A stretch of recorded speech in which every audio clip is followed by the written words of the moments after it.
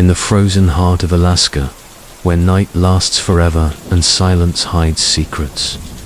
10 true stories reveal the terror buried in snow, shadow, and legend.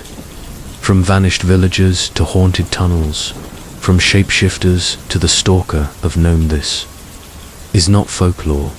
This is Alaska's darkest truth. In the damp, mist-soaked wilderness of southern Alaska lies the ghost town of Portlock, also known as Port Chatham. Today, it is nothing more than rotting cabins, rusted fishing gear, and skeletal remains of what was once a bustling cannery village. But for those who remember the stories, Portlock is not simply abandoned. It is haunted, cursed, and forever scarred by something that once stalked its people until they fled in terror. The disappearance of an entire community is not the stuff of legend alone. It was a recorded event in 1950, when every last resident packed up and left, leaving the town to rot. The reasons they gave were chilling. People were being slaughtered by something in the woods. The first whispers began in the 1920s. Hunters and loggers would vanish into the forest, their tools and rifles left behind. When search parties went out, they often found nothing but torn clothing, footprints ending abruptly in moss, or worse, bodies mutilated in ways no bear or wolf could manage.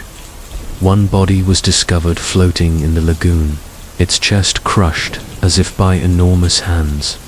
Another was found far up in the mountains, decapitated, the head never recovered.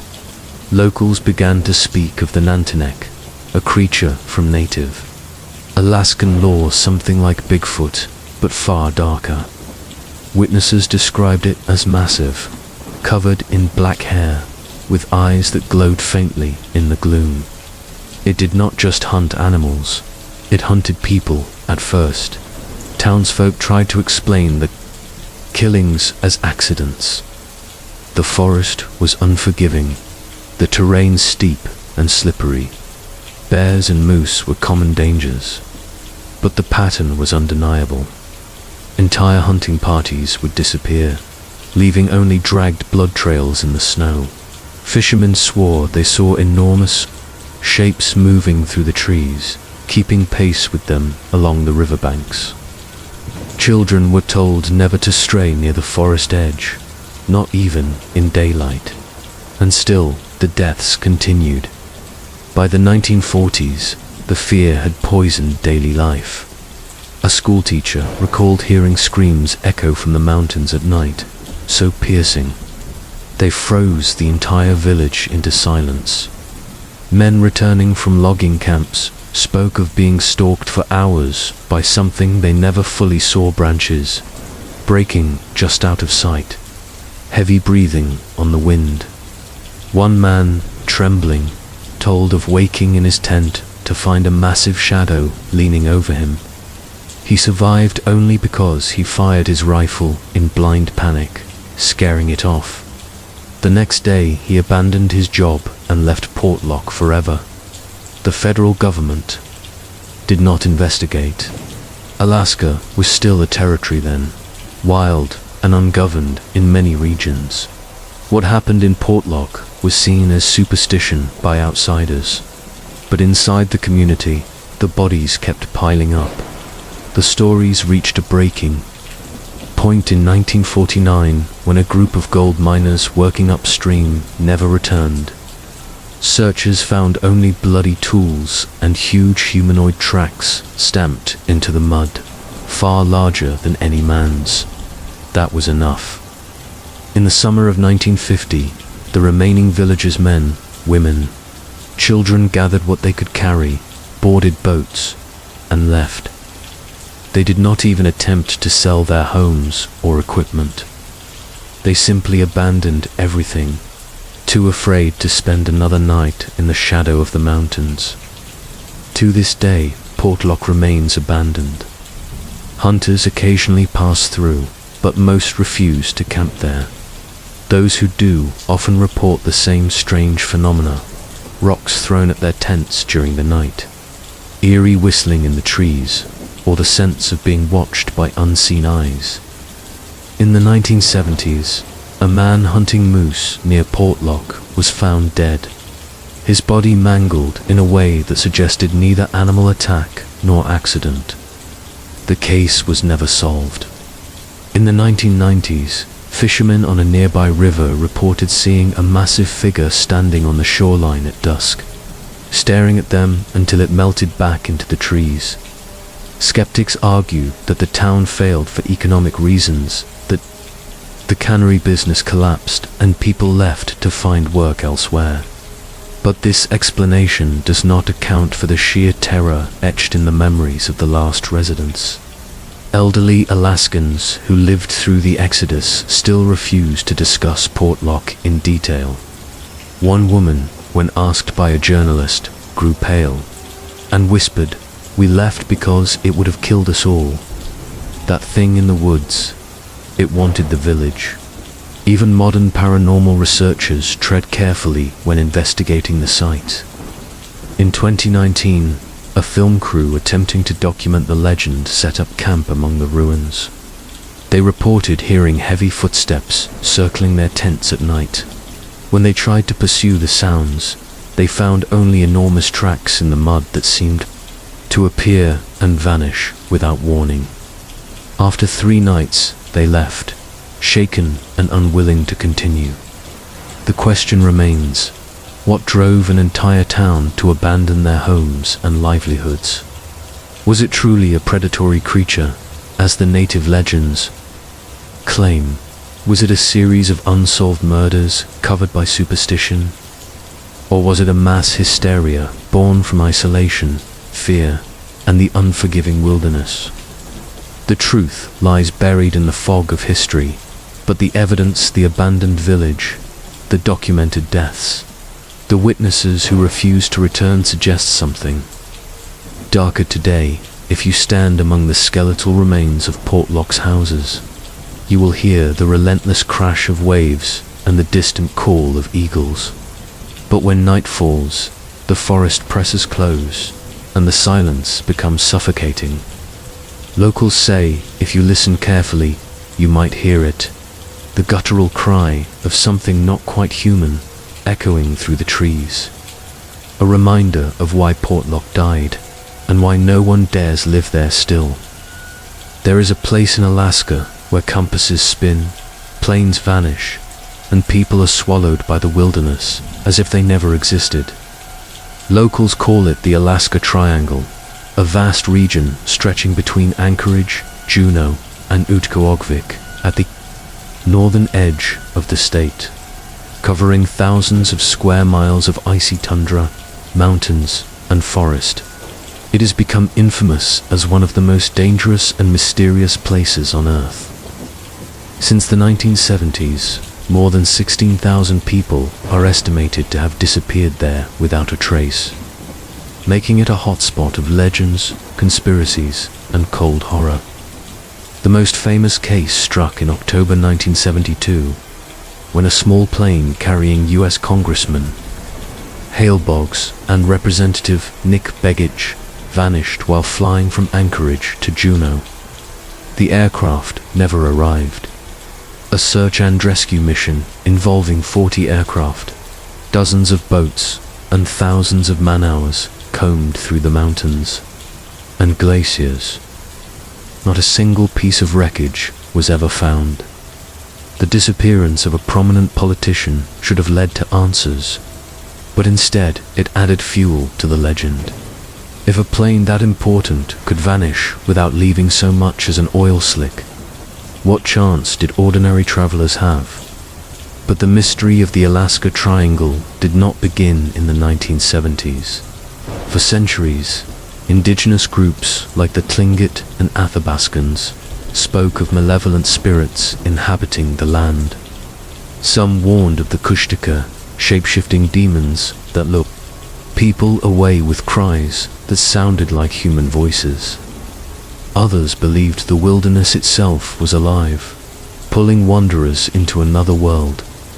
When settlers began recording disappearances in the 19th century, they thought it was simply the cruelty of the terrain.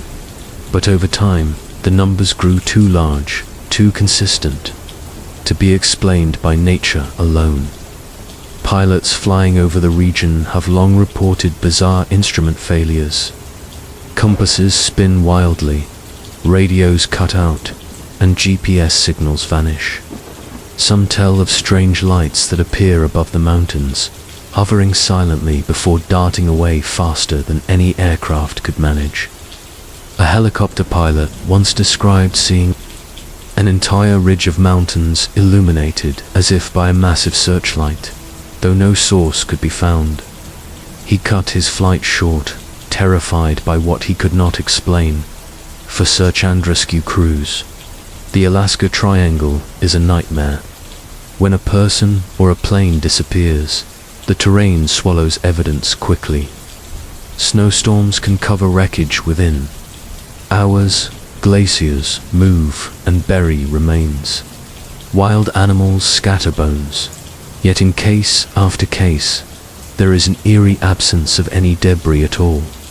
In 1990, a Cessna carrying 5 passengers vanished near Anchorage. The weather was clear, the pilot experienced.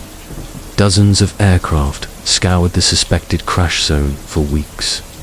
Nothing was recovered. Families were left with only silence, a void where answers should have been. Some believe the triangle conceals a natural anomaly, perhaps a magnetic disturbance or energy vortex that interferes with navigation. Stories circulate of pilots seeing their instruments go haywire while flying through clear skies. One bush pilot, interviewed years later, recalled his compass spinning as though he had entered some invisible storm. He descended quickly, disoriented, and barely managed to land on a frozen lake. He swore he would never fly that route again. Others lean toward the supernatural. UFO enthusiasts argue that the Alaska Triangle is a hotspot for extraterrestrial activity. The sheer number of UFO sightings in the region is staggering. Strange disks hovering above the tundra, lights pacing aircraft, orbs plunging into the ocean without a splash. To believers, the disappearances are evidence of abductions. To skeptics, they are coincidences amplified by paranoia.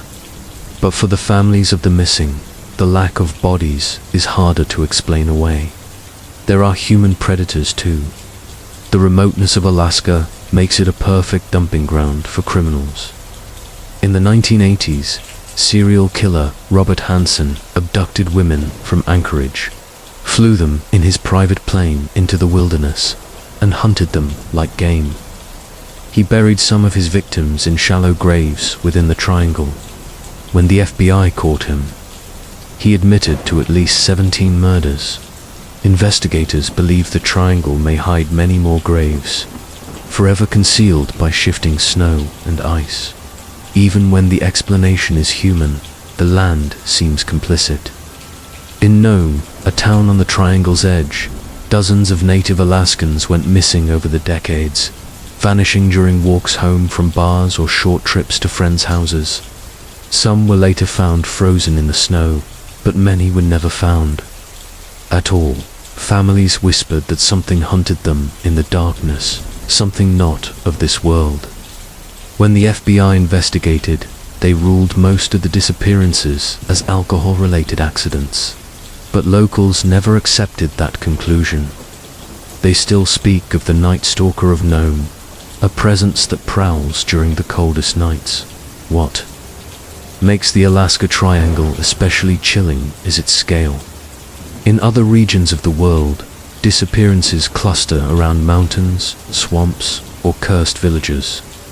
But here, the entire landscape seems cursed.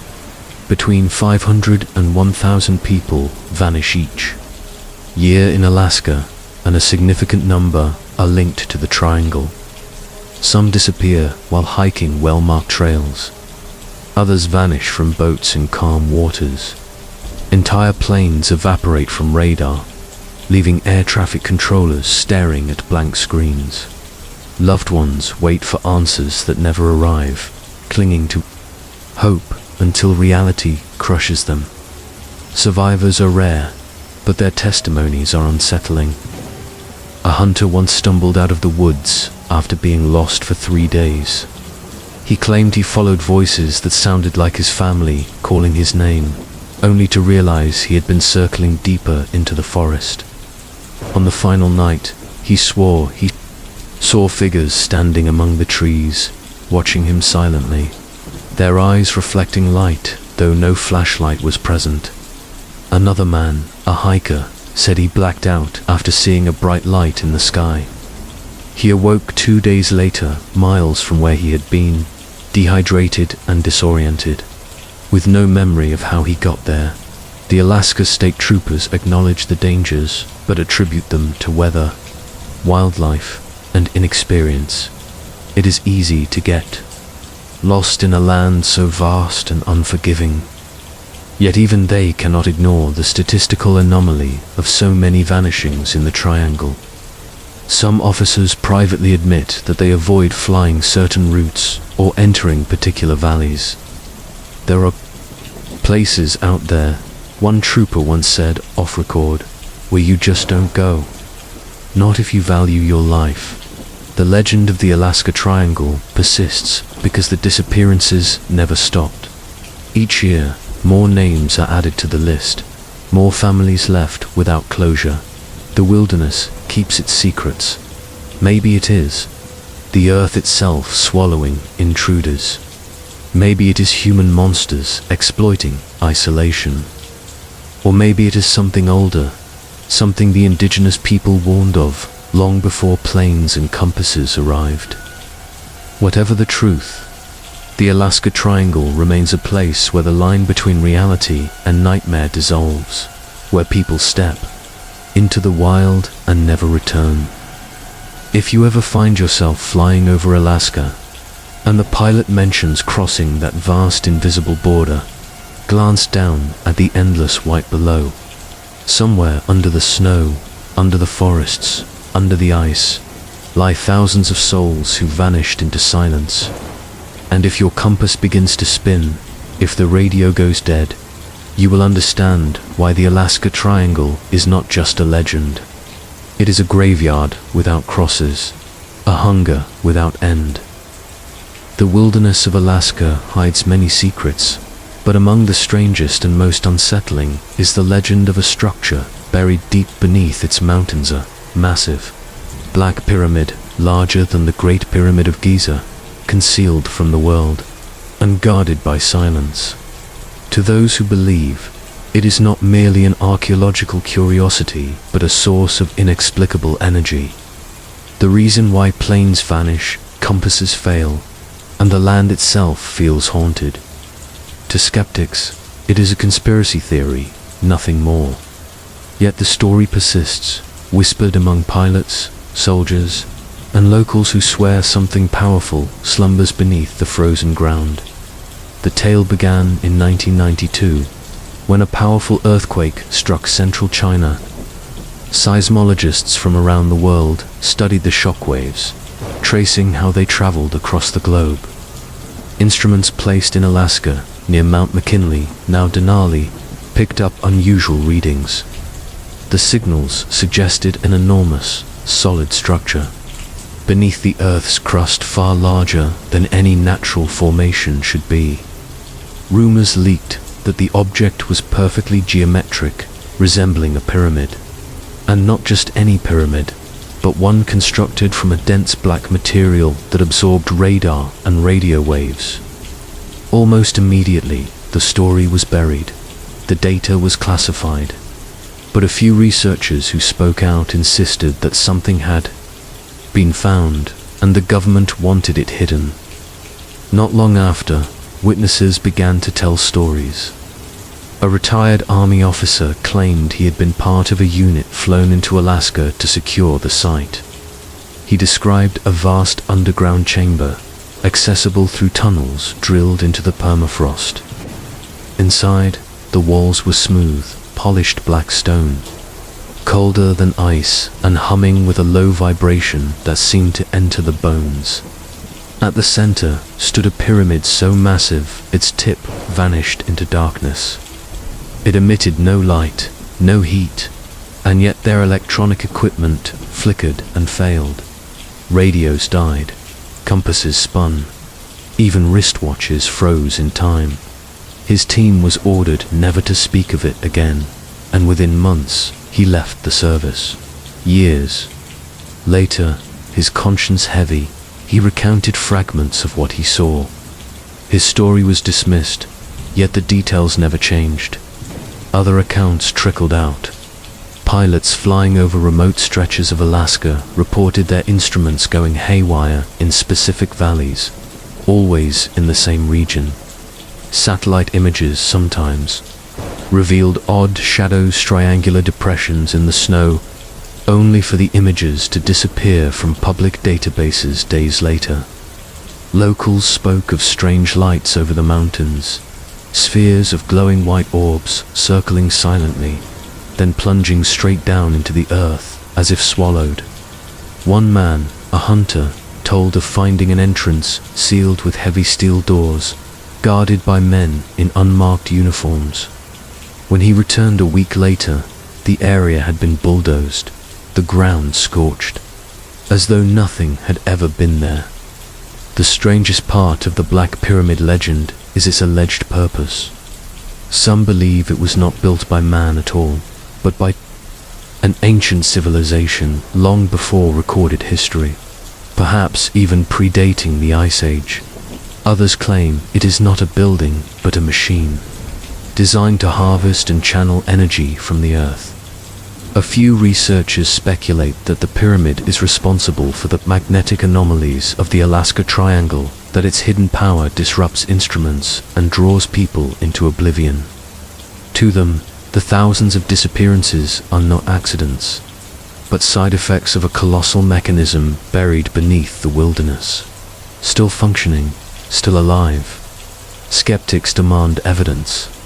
They ask where the photographs are, where the recovered artifacts might be. The answer, believers say, is that they are hidden. Journalists who try to investigate often hit walls of silence. In the early 2000s, a television news station in Anchorage briefly aired a story about the Black Pyramid, interviewing a geologist who swore he had seen classified data proving its existence.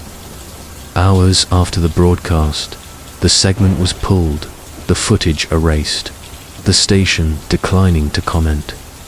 The geologist vanished from public record, his career ended. To conspiracy theorists, it was proof of a cover-up. To others, it was the final nail in the coffin of credibility. Yet the stories refuse to die. Hikers venturing near Denali sometimes describe a deep humming in the ground, a sound that grows louder the closer they walk to certain valleys.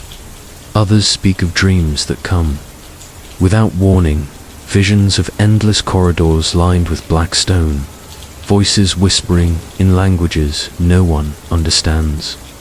More than one person has reported nosebleeds, migraines, and disorientation when camping in the region, only to recover instantly upon leaving.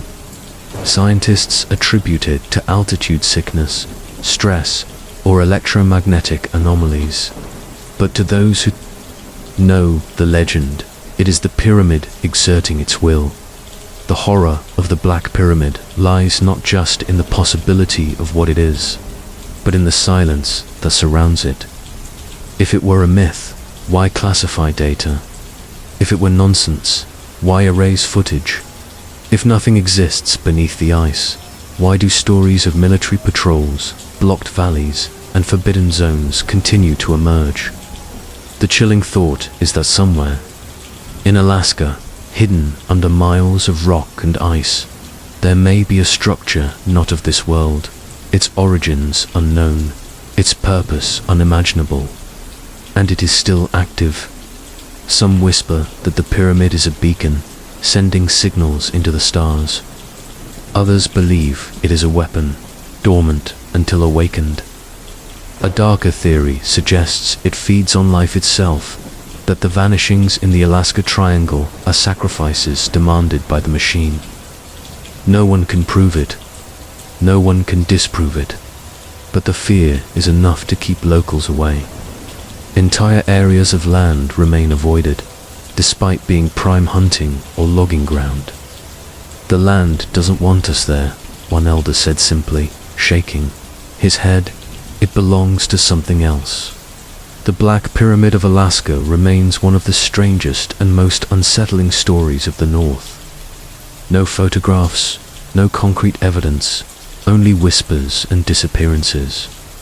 But in the absence of proof, the horror deepens, because the idea of an ancient machine, vast and silent beneath the ground, is more terrifying than any ghost story. It suggests that humanity is not in control, that the earth itself harbors secrets beyond our comprehension, and maybe, just maybe, the reason so many people vanish in Alaska is because they stumble too close to the truth, too close to the humming Stoneheart that beats beneath the ice.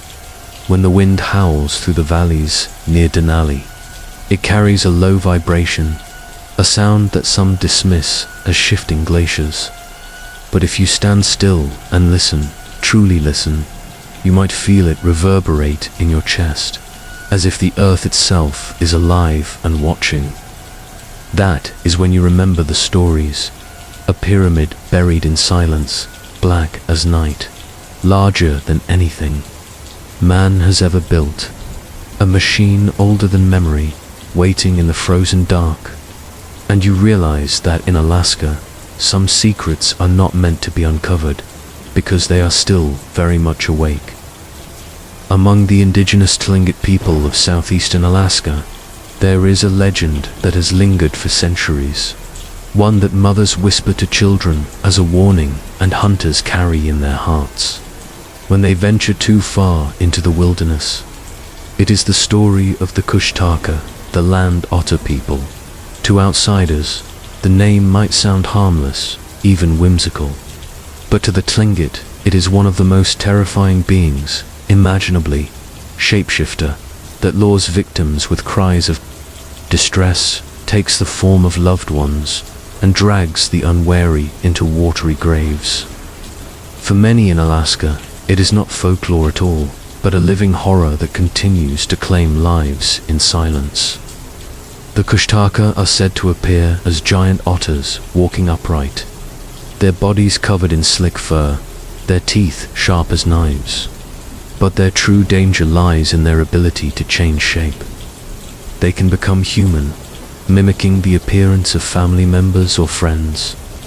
They use this power to trick victims, calling them by name or crying out in the voice of a child in danger. When a person follows the sound, hoping to help, they are never seen again. The Kushtaka spirit either kills them or transforms them into one of its own, erasing all trace of their human life. For centuries, fishermen and hunters told stories of companions who vanished near rivers or coastal inlets. One of the oldest accounts speaks of a man who followed the sound of his wife's voice into the forest, though she was at home asleep at the time. Days later, his canoe was found adrift, empty. His body never surfaced. Elders said he had been taken by the Kushtaka, his soul trapped forever between worlds. The man's children were warned never to answer voices in the wilderness, no matter how familiar they might sound. Western settlers dismissed these tales as superstition, but disappearances in Kushtaka territory were difficult to ignore. In 1900, during the Klondike Gold Rush, miners reported hearing screams that sounded like women in distress echoing across Copper River. When they followed the cries, they found nothing. No footprints, no campfires, just the sound drawing them deeper into the woods. One miner swore he saw a figure that looked like his brother standing among the trees, waving to him. But when he approached, the figure's face stretched unnaturally, its mouth filled with rows of sharp teeth. He ran back to camp and refused to speak of it again, leaving Alaska within weeks. More chilling are the modern cases. In 2006, a young fisherman from Sitka disappeared while checking his nets along the shore. His boat was later discovered tied neatly to a dock, his gear untouched. Locals whispered that another fisherman had seen him walking along the rocks at twilight, seemingly following someone inland. Though he was alone, search and rescue teams scoured the coastline for weeks, but not a trace was found. His family, Tlingit by heritage, refused to hold a traditional funeral, believing he had been taken by the Kushtaka and was no longer fully human. The horror of the Kushtaka legend lies in the psychology of trust. The creature preys on recognition and the sound of a loved one's voice, the sight of a familiar face. Survivors, rare though they are, describe experiences that defy logic. One hiker claimed to hear his mother calling his name in the middle of a storm. When he turned, he saw her standing by the riverbank, smiling. He knew she was thousands of miles away. Terrified, he ran, but the voice followed him for hours, growing louder, more desperate, until it became a shriek that echoed in his skull.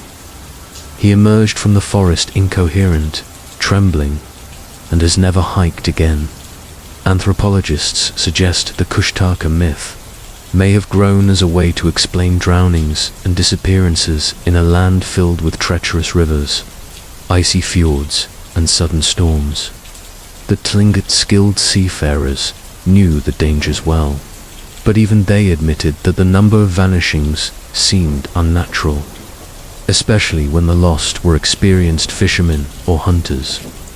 The Kushtaka became the explanation for the inexplicable, dark force that stalked the edges of human settlement, claiming those who strayed too far.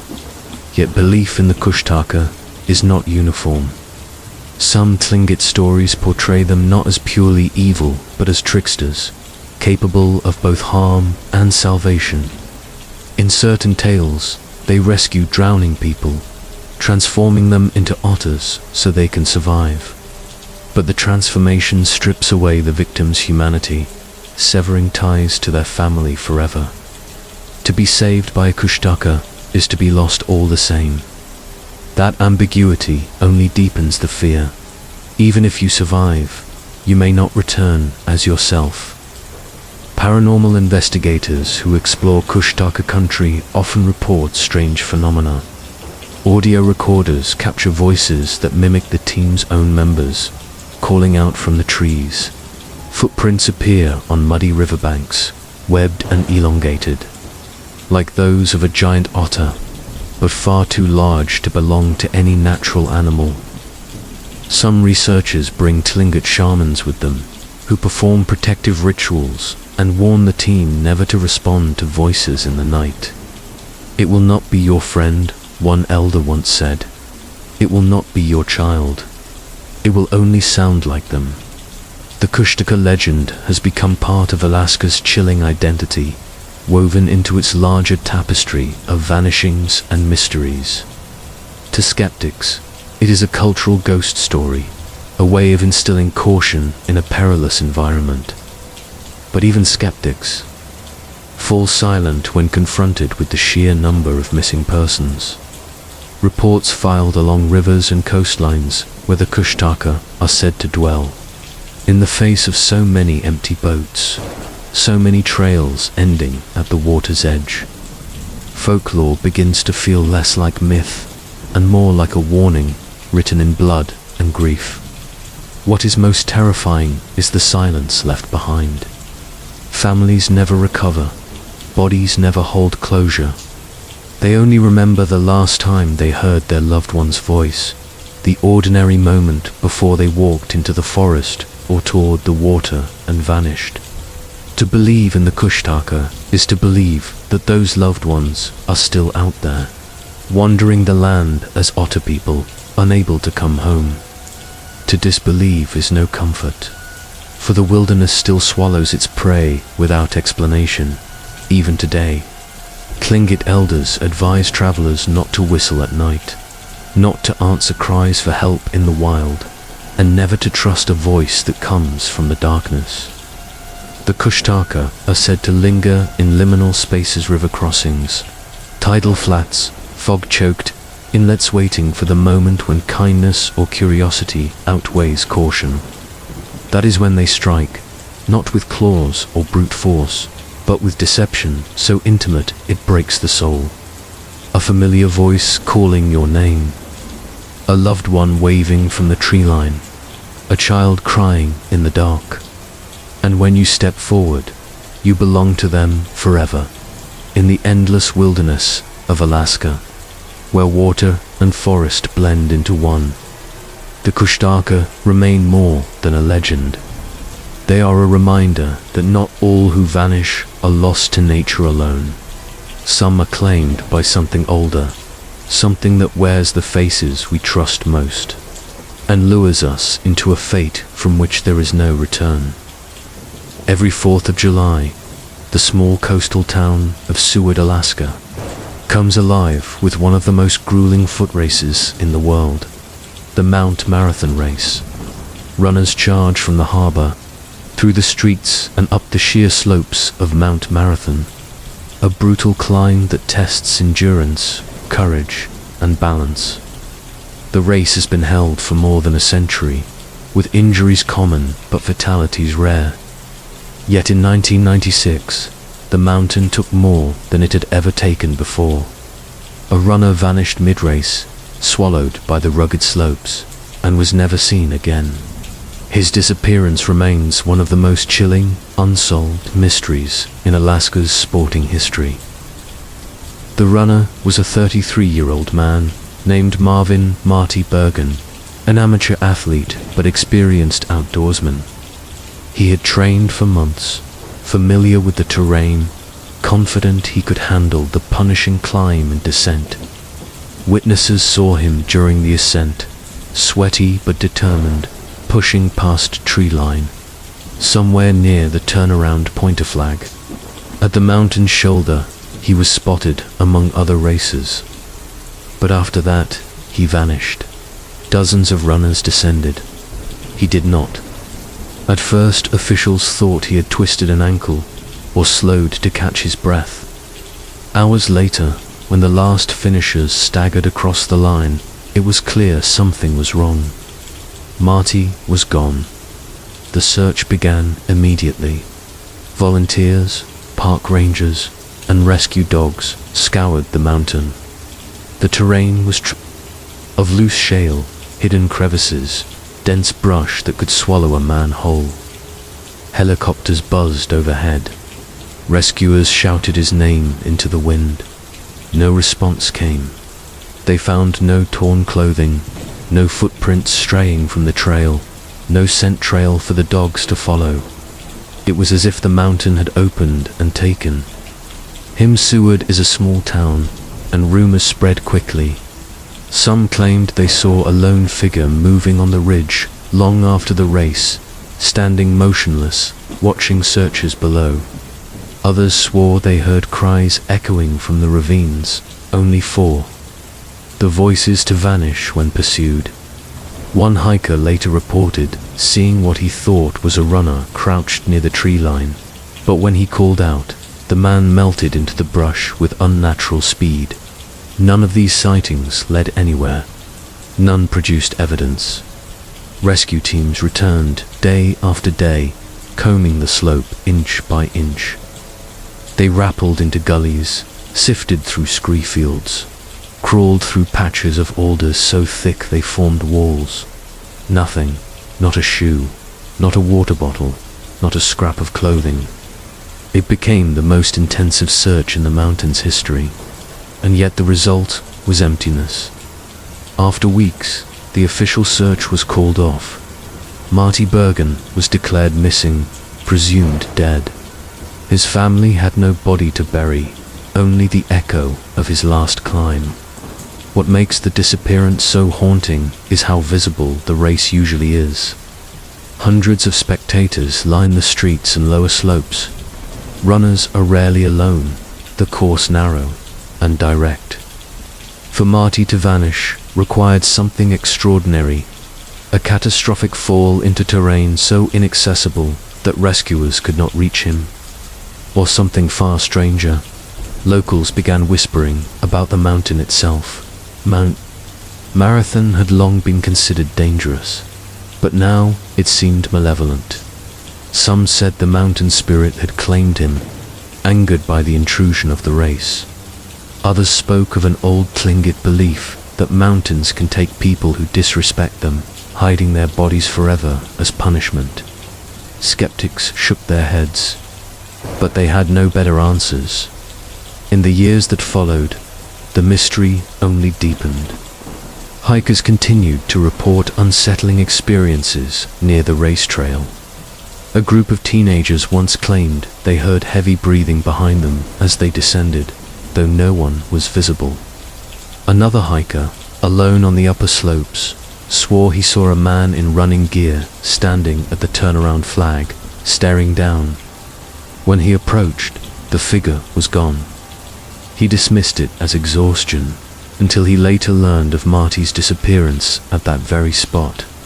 Even more chilling are the accounts of disembodied voices. Some searchers said they heard a man calling faintly for help, always from just beyond. The next ridge, when they climbed, the sound retreated.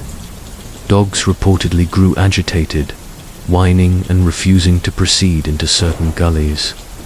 One handler said it felt as if something alive but unseen lingered there. To the grieving family, these stories were torture, offering neither closure nor truth. The official explanation remains that Marty fell and his body lies hidden in some inaccessible crevice, perhaps buried under shifting rock. Alaska's wilderness is vast and merciless, capable of concealing the dead for decades. But after such a massive search, the absence of any trace feels unnatural. Even small item shoes, watch, race, bib should have surfaced eventually. None ever did. The mountain remained silent, keeping its secret. Over time, the story of Marty's disappearance has become legend among runners. Some avoid the race, entirely unnerved by the idea of vanishing in plain sight. Others run with a sense of defiance, determined not to let the mountain win. But every year, when racers line up, there is a pause as the name is mentioned, a reminder that one of their own never came back. His ghost lingers over the trail, a shadow among the panting runners. There are darker theories, whispered but rarely spoken aloud. Some suspect foul play, that another runner or stranger on the mountain harmed him, hid his body, and slipped away in the chaos of race day. Yet no evidence ever supported this. The idea is chilling because it suggests not the wrath of nature, but the cruelty of man. Others weave the mystery into the broader lore of the Alaska Triangle, pointing out that Seward lies on its southern edge. Perhaps the same force that swallows plains and hunters claimed a runner that day, erasing him with surgical precision. To those who believe it was not a mountain accident, but something far older and more sinister. Today, if you hike Mount Marathon, you will see a trail carved into the mountainside, marked by loose rock and scraggly brush, the sea spread out below, in glittering blue. It is beautiful, but also hostile. There are places where a misstep means tumbling hundreds of feet. There are shadows where the sun never touches. And if you stand still long enough, listening to the wind rushing over the stones, you may hear something faint. A man's voice carried thinly through the air, calling for help from a place you cannot see. When you turn to follow, there is only silence. The mountain keeps its secret, as it always has. For the people of Seward, the disappearance of Marty. Bergen is not just a tragedy, but a reminder. Mount Marathon is not merely a backdrop to their holiday race. It is a living force, unpredictable and merciless, capable of erasing a man in broad daylight, before the eyes of hundreds, without leaving behind a trace, and once it takes someone, it never gives them back. In the winter of 1898, during the frenzy of the Klondike Gold Rush, a steamship named the Clara Nevada departed from Skagway, Alaska, bound south with over 100 men on board and a fortune in gold rumored to weigh more than a ton. The night was bitterly cold, the sky moonless, and the waters of Lynn Canal treacherous with hidden rocks. Not long after leaving harbor, the ship exploded in a sudden fireball visible from shore, before vanishing beneath the icy waves. It was a tragedy, but in Alaska, where storms and shipwrecks were common, it might have been remembered as one more disaster of the gold rush.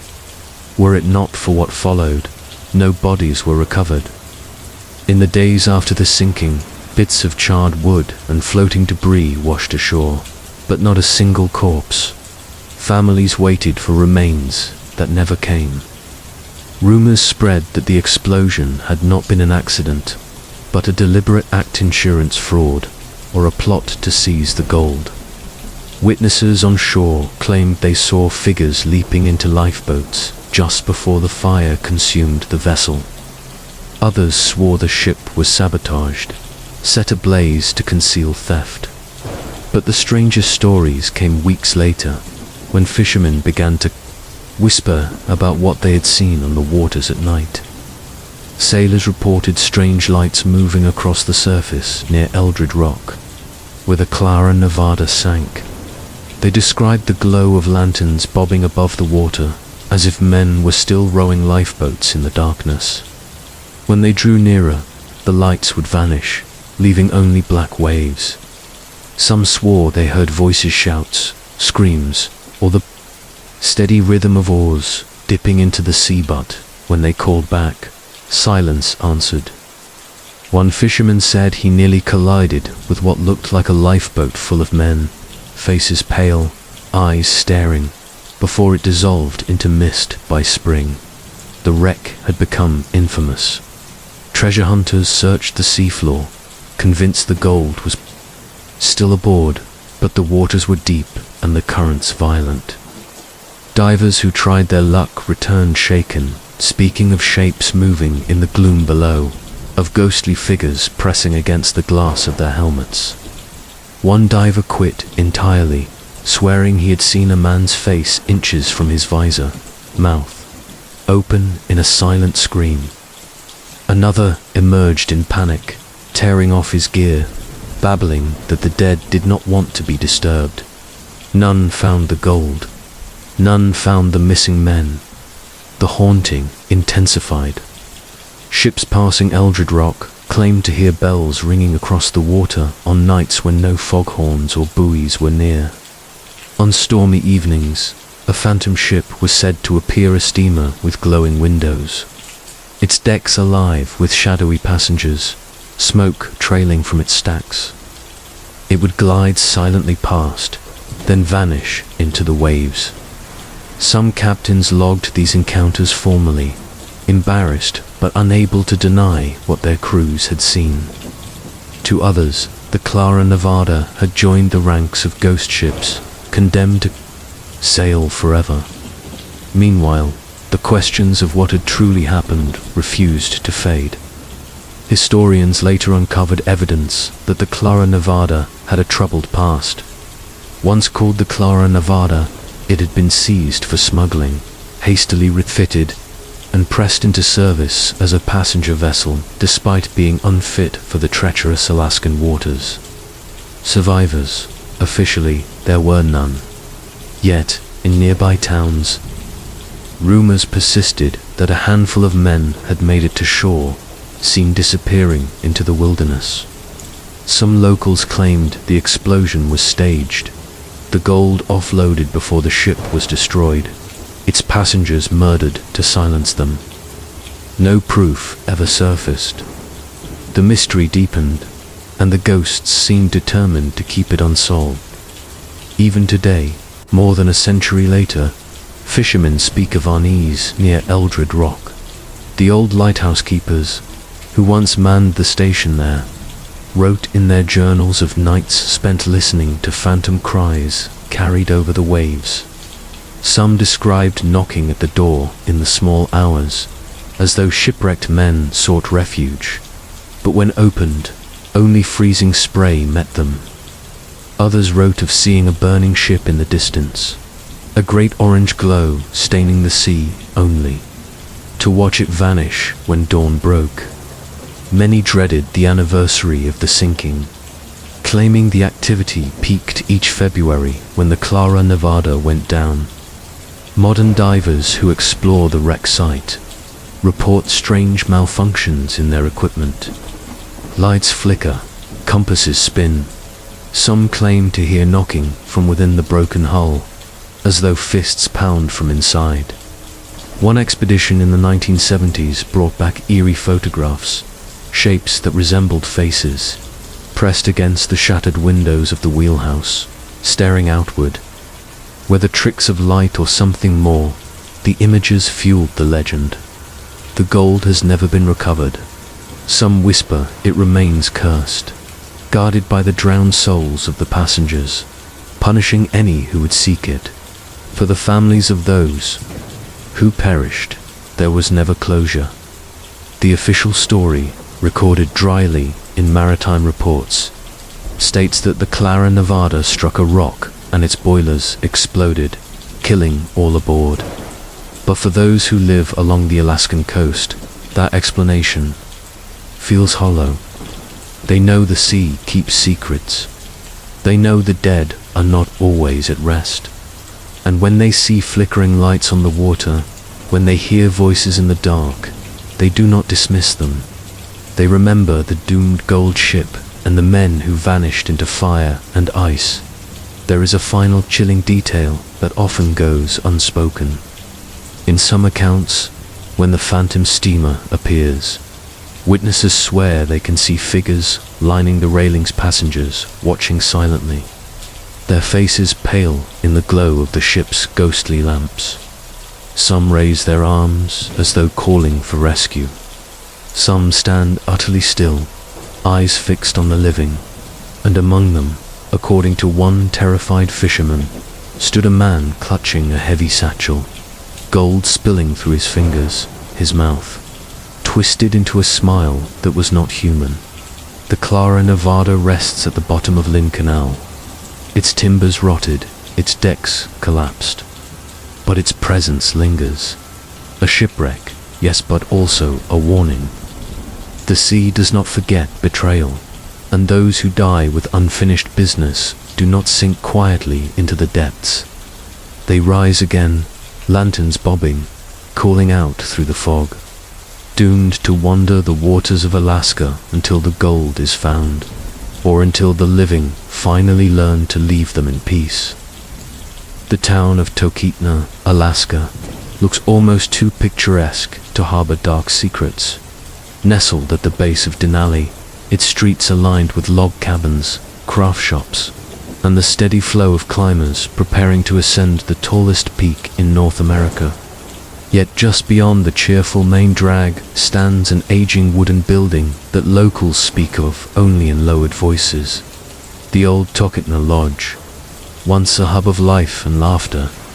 Today it is remembered less for hospitality and more for the restless. Spirits said to stalk its halls. The lodge was built in the early 1900s, during Alaska's feverish gold rush and railroad expansion. For decades it served as a hospital outpost as much as an inn, a place where prospectors with crushed limbs, lumberjacks with frostbite, and miners coughing from pneumonia sought help. Doctors performed emergency surgeries in its cramped upstairs. Rooms, many lived to thank them, many did not. The lodge became a place of both healing and dying, its floorboards soaking up more than spilled whiskey. By the time it returned fully to service as a hotel, the walls carried stories no renovation could erase. The first modern reports of strangeness came in the 1960s, when a young couple checked in for a weekend getaway. They complained of hearing footsteps in the hallway all night, heavy boots pacing steadily back and forth, even though they were the only guests in that wing. When they peered out, the hallway was empty. The manager dismissed it, but days later the housekeeper quit after seeing what she described as a man in a long white coat standing in the reflection of a mirror. She turned, and no one was there. Over the years, these incidents multiplied. Guests described doors opening and closing with no draft, windows slamming shut, though no one touched them. Some claimed to hear faint groaning, as if of patients in pain, echoing through the floorboards. One visiting climber swore he woke to find a man in old-fashioned medical garb standing over his bed, hands folded, expression unreadable. He blinked, and the figure dissolved into the air. The climber left in the middle of the night, never to return. By the 1980s, the old Talkeetna Lodge had gained a reputation as Alaska's most haunted. Skeptics dismissed the tales as superstition, yet even they felt unsettled once inside. The air was heavy, the silence oppressive, as though the walls were listening. Paranormal investigators were invited in during the 1990s, and what they recorded only added fuel to the legend. EVPs captured faint voices, a woman whispering pleas, "Help me," a man groaning in agony, and once, chillingly, a loud guttural, "Get out." Motion detectors triggered in empty rooms. Temperature drops were sudden and extreme. Breath visible even in midsummer. Perhaps the most terrifying encounter belongs to a former manager who agreed to spend the night in room 3, long considered the epicenter of activity. He awoke at 2:13 a.m. to the sound of someone dragging heavy furniture across the floor. He flicked on the light. Everything was still. As he sat upright, heart pounding, the bathroom door creaked open on its own. In the mirror above the sink, he swore he saw a man's face, gaunt, hollow-eyed, his mouth opening in a silent scream before the reflection vanished. The manager left his job within the month. Locals often linked the haunting to the lodge's history as a makeshift hospital. Records confirm at least 24 deaths there, from disease, accident, and exposure. A doctor named William Harris is believed to have operated in the lodge during the harsh winters, amputating frostbitten limbs and attempting crude surgeries with limited supplies. Some patients may have lingered in agony, their suffering echoing through the years. To some, the figure in the white coat is Harris himself, doomed to repeat his grim work forever. Others think the spirits are patients, forever waiting for relief that never came. The lodge's notoriety grew. Adventurous tourists checked in hoping for a ghostly thrill. Some got more than they bargained for. A pair of hikers reported that their camera, left on a dresser, clicked repeatedly through the night.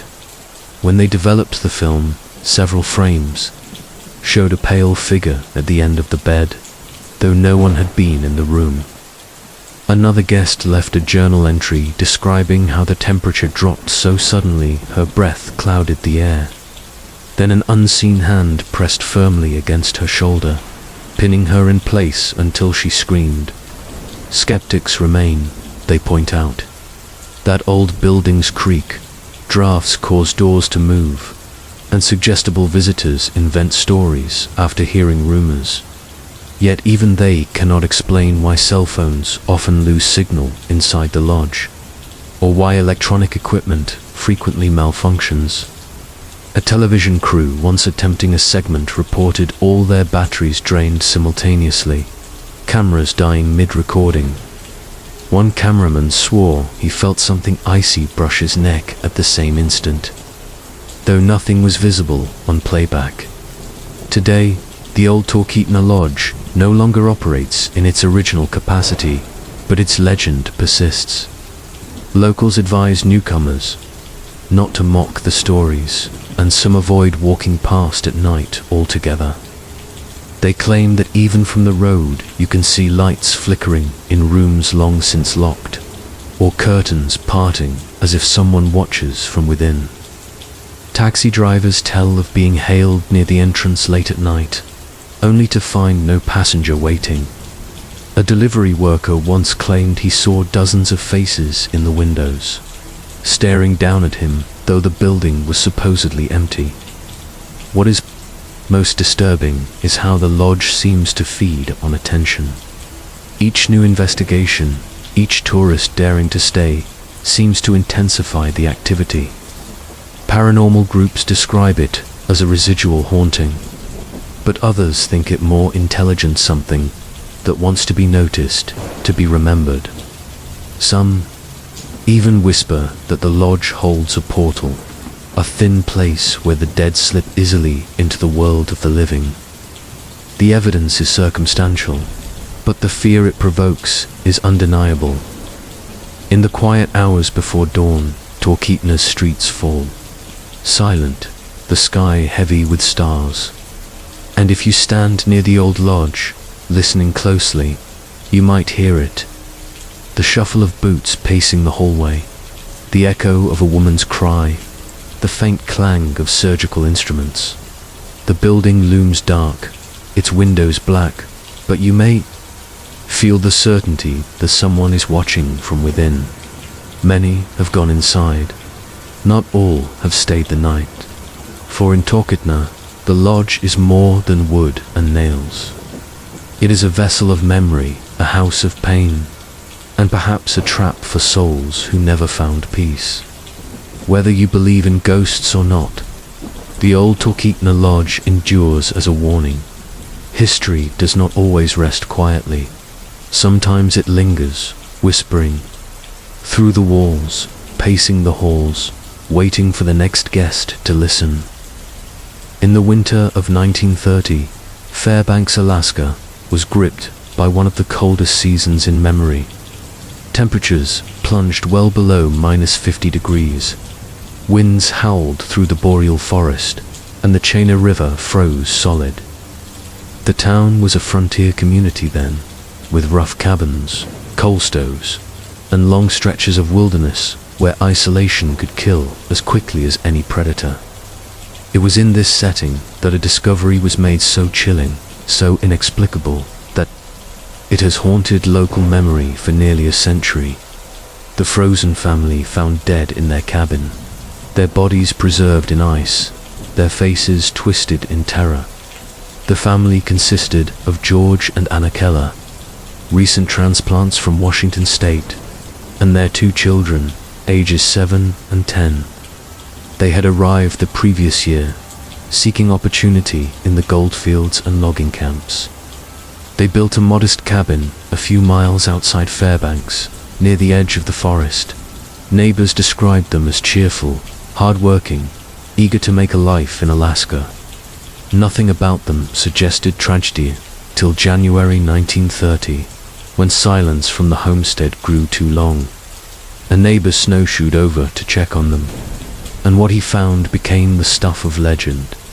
The cabin door was shut tight, snow drifted high against the walls. When the neighbor forced it open, a blast of frigid air struck him, and then the silence. Inside, he found the entire Keller family seated at the table, meals before them frozen solid. Their bodies were rigid, skin pale blue, eyes wide and glassy, but it was their expressions that sent him fleeing in horror. Each face bore an unmistakable mask of terror, mouths open mid-scream, hands raised as though to ward off something unseen. There were no signs of struggle, no blood, no forced entry. It was as if they had been frozen alive in the midst of unimaginable fear. Authorities were summoned, though in 1930 Fairbanks had little in the way of formal law enforcement. The coroner could not explain the deaths. The stove had burned down to cold ash. Food on the table suggested they were eating when it happened. No smoke damage, no poisoning. The family had simply died in place, frozen in grotesque poses. One deputy described it in his report as a scene of panic frozen into permanence. Locals whispered about it in hushed tones, avoiding the cabin thereafter. The structure eventually collapsed, reclaimed by the forest, but the legend persisted. Explanations were offered, none satisfying. Some suggested carbon monoxide poisoning, but the bodies showed no typical signs, and the expressions of sheer terror did not fit. Others thought of disease, some fast-acting illness, though again no evidence supported it. Wolves or bears? Impossible, no. Tracks in the snow, and no injuries. The most unsettling possibility was that something entered the cabin that night. Something unseen that drove the family into paralyzing fear before death took them. Over the years, stories grew darker. Neighbors began recalling strange sounds in the forest that went a distant singing carried on the wind, though no human should have been out in the storm. Some swore the Kellers had spoken of hearing voices at night, soft at first, then louder, urging them to step outside into the cold. A trapper who camped nearby claimed that in the days before the deaths, he heard what sounded like children crying in the distance, though the Keller children were supposed to be asleep in their beds. He never went to investigate, and afterward wished he had not heard at all. As decades passed, the legend of the frozen family became part of Alaskan folklore. Hunters who ventured near the old homestead site reported a sudden drop in temperature, breath misting even in spring. Some claimed to hear faint weeping or a woman's scream on the wind. One snowmacher in the 1960s insisted he saw figures standing among the trees, a man, a woman, and 2 children, watching silently before dissolving into the snow. Whether hallucination, exhaustion, or something else, he never returned to that trail. Skeptics dismiss the tale as exaggerated frontier myth, yet the official records do confirm the deaths of the Keller family in January 1930. Bodies discovered frozen inside their home, 'cause undetermined. The details of their expressions may have been embellished, but something about the case was strange enough to spark nearly a century of whispers. Paranormal investigators in later years seized on the idea of a psychic freeze, a phenomenon in which overwhelming fear manifests physically at the moment of death. They cite similar cases worldwide, where victims seem to die not of wounds but of terror itself. Could that explain the Kellers? Others point to indigenous Alaskan legends of spirits in the storm. The Athabascans tell of the singing ones, entities that lure travelers into blizzards with beautiful voices, only to freeze them where they stand. The Yupik speak of creatures that can steal breath from lungs, leaving victims rigid and lifeless. To those who know these stories, the Keller tragedy is no mystery at all. The family may have heard the voices, may have resisted stepping outside, and so the spirits came inside instead. The site of the cabin is nearly impossible to pinpoint today, swallowed by forest and time. Yet locals insist the land holds a presence. Hikers who camp nearby report vivid nightmares of being trapped in a frozen room, unable to move, while something unseen circles just beyond the door. Some wake to find frost on their blankets, even in mild weather. One modern researcher claimed that when she set a recorder at the supposed location, she captured faint audio of children crying, and a man whispering, "Don't open it." She left shaken, unwilling to return. What is most disturbing about the frozen family is not just their death, but the impression they left behind. Unlike accidents or illness, their demise carries the unmistakable mark of fear, so intense it froze into their faces, outlasting flesh and time. They did not simply die, they saw something, felt something, and whatever it was, it convinced them they were about to be destroyed. And then it did. Today, when winter closes in on Fairbanks and temperatures drop past -40, some old-timers still tell the story of the Kellers around Woodstock. They say the wind has a different sound in those nights, almost like singing. They warn never to follow voices in the storm, and never to ignore sudden silence in the forest. Because Alaska does not forgive, and sometimes the land itself comes. For those who think they can tame it, the Keller family never had a proper burial. Their remains were interred hastily, their story written off as tragedy. But their legend persists, an icy reminder that death in Alaska does not always come from cold or hunger. Sometimes it comes from the darkness between the trees, singing softly until your breath fails and your heart stops, leaving only a mask of terror for those who find you. The Anton Anderson Memorial Tunnel near Whittier, Alaska, is an engineering marvel. Stretching 2.5 miles through solid mountain rock, it is the longest highway tunnel in North America. A narrow, echoing passage that allows only one way, traffic at a time. By day, it is a lifeline to the isolated town of Whittier, where nearly the entire population lives in a single concrete building. But by night, or during storms when the tunnel becomes a black throat of dripping stone, it is something else entirely, a place whispered to be haunted by shadows that do not belong to the living. The stories began almost as soon as the tunnel opened to vehicles in 2000. Before that, it had served for decades as a rail-only passage, built during World War II to supply the port. Train engineers spoke of unease, of shapes flickering at the edge of their lanterns, but their reports rarely left the rail yards.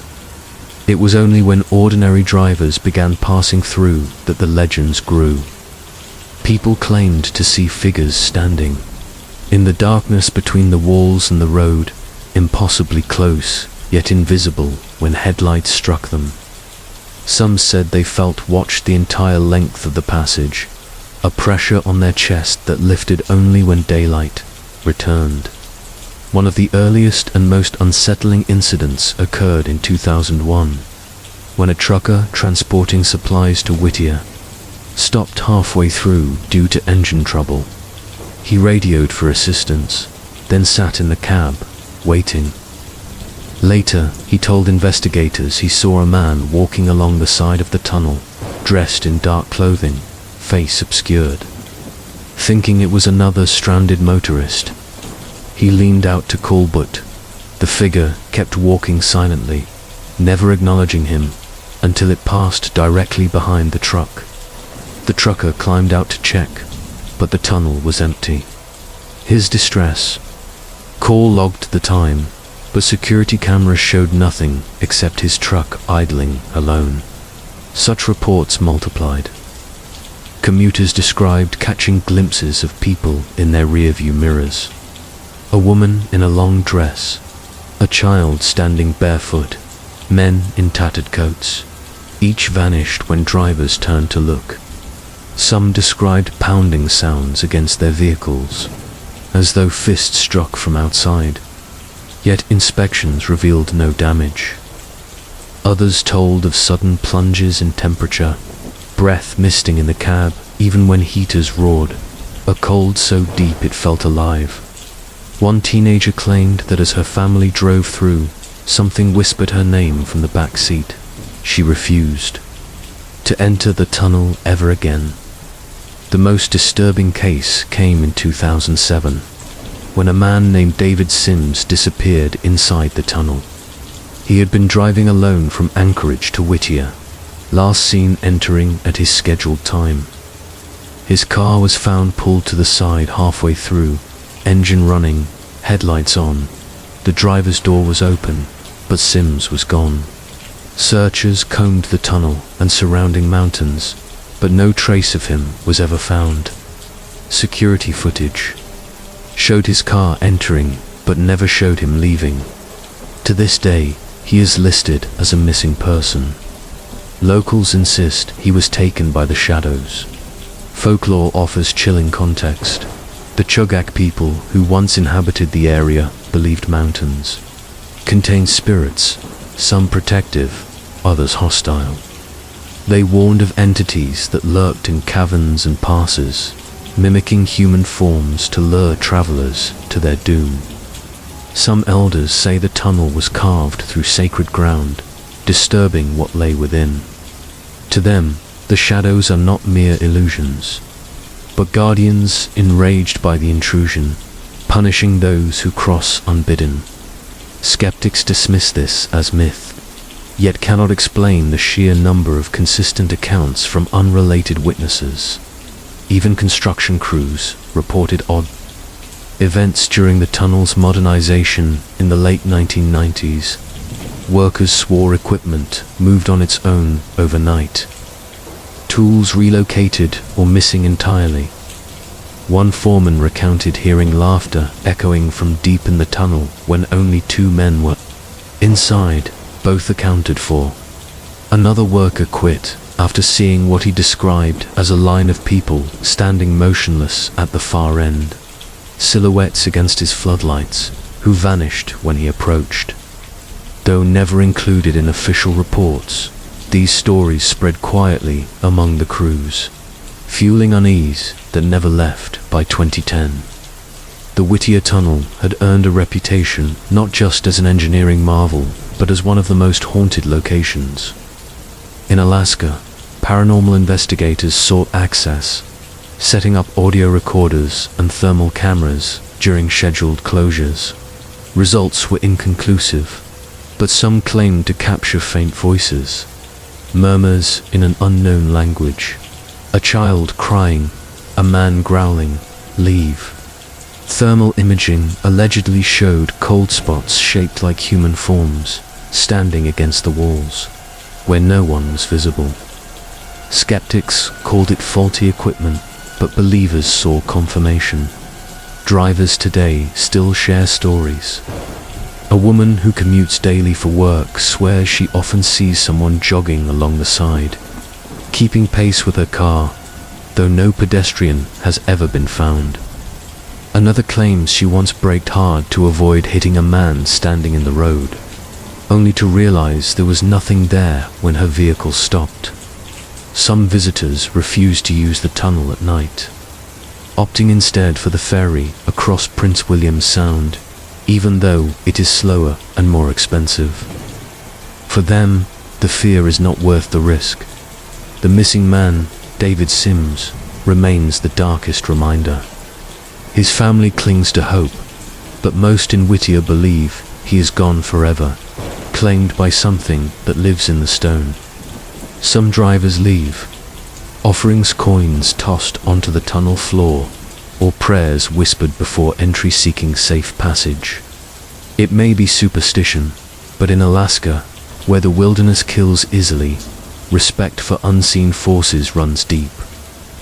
The tunnel may be carved by human hands, but the mountain is older, and it does not forget. On stormy nights, when wind howls through the narrow opening and water drips steadily from the ceiling, the tunnel takes on the atmosphere of a tomb. Headlights cut through the dark but illuminate only slick walls and endless road. And sometimes, just at the edge of vision, a shadow seems to move, keeping pace, watching silently. Those who see it never forget. They drive faster, praying for the distant light at the end. And when they emerge, heart racing, they rarely speak of what they witnessed, for fear it will follow them out into the daylight. The Whittier Tunnel remains a vital artery for the community, an everyday passage for those who live there, yet it is also a reminder that progress often comes at a cost. We carve through mountains, believing we have conquered nature, but sometimes, in the echoing darkness, nature or something older reminds us otherwise. Nome, Alaska, is a place at the edge of the world. Perched on the Bering Sea, the town is known for gold rush history, dog sled races, and brutal winters that swallow the land in snow and silence. Yet beneath its hardy charm lies a darker reputation. Between the late 1960s and early 2000s, dozens of residents, many of them Alaska natives, vanished under circumstances so strange and so numerous that Nome became a whispered cautionary tale. Official records list them as missing persons, victims of exposure or foul play. But locals call the force behind these disappearances by another name, the Night Stalker of Nome.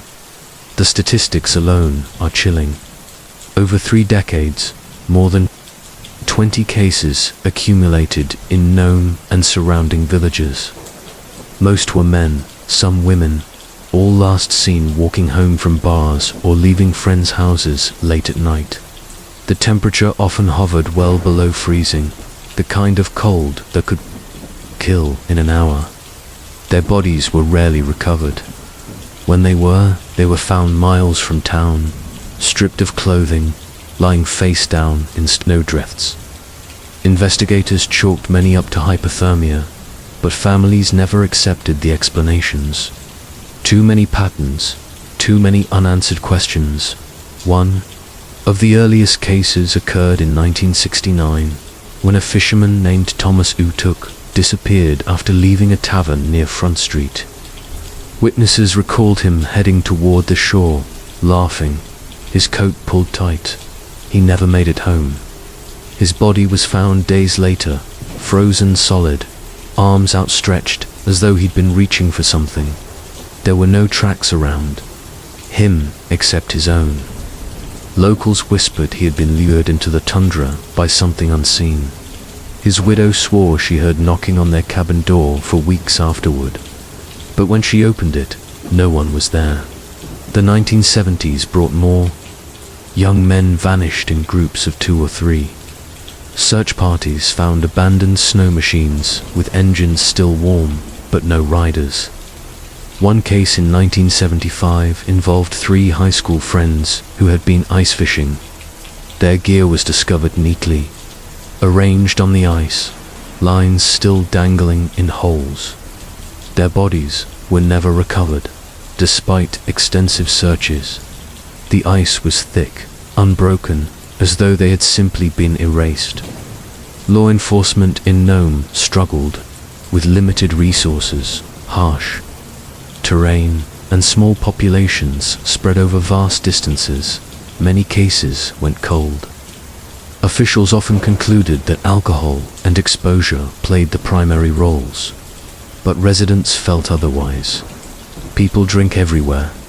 One elder told an Anchorage reporter in 1981, but they don't disappear into thin air everywhere. Only here. Among native communities, older legends resurface tales of predatory spirits that prowled the tundra, feeding on wanderers in the night. Some called it Kalupalik, a figure that lured victims with whispers. Others used a newer name, the Night Stalker. The 1990s saw the pattern intensify. Between 1990 and 2004, at least 24 people went missing in Nome and neighboring villages. Many were last seen walking home from bars during storms.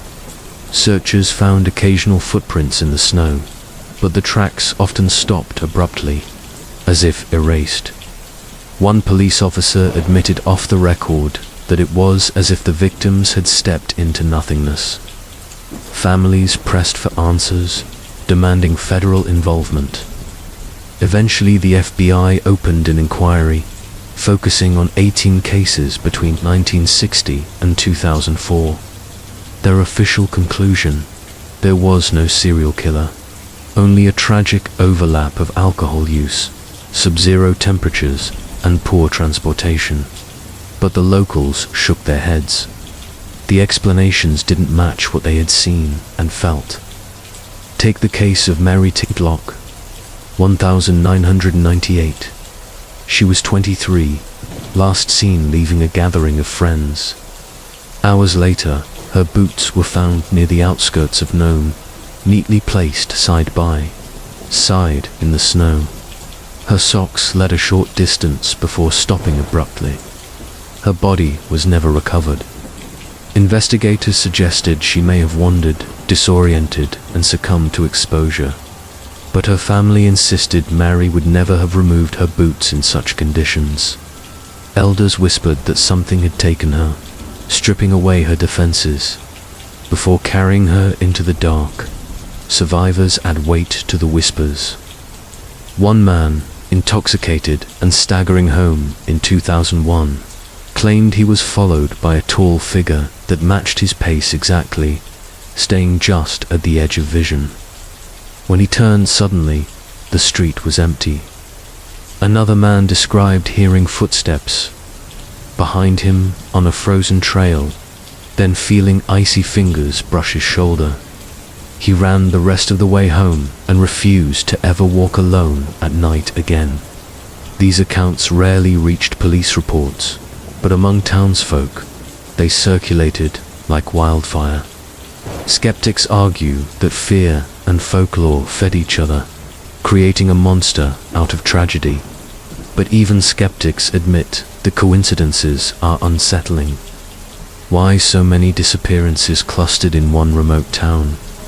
Why the similar circumstances, late nights, alcohol, snowstorms, bodies found partially clothed, or not found at all?